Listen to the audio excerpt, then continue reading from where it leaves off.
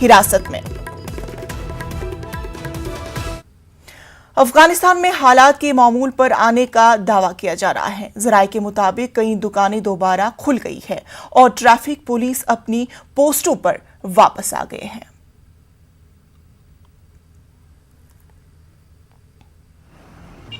فعلا خود تا اکنون هیچ کدام مشکل نیست.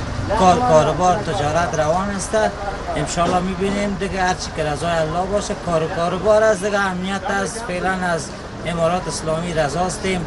امنیت خوب است، مردم راحت است و کوشش دیگان کنن که هرچی مردم راحت‌تر باشه و اون قدم و یا آسوده است هم ما.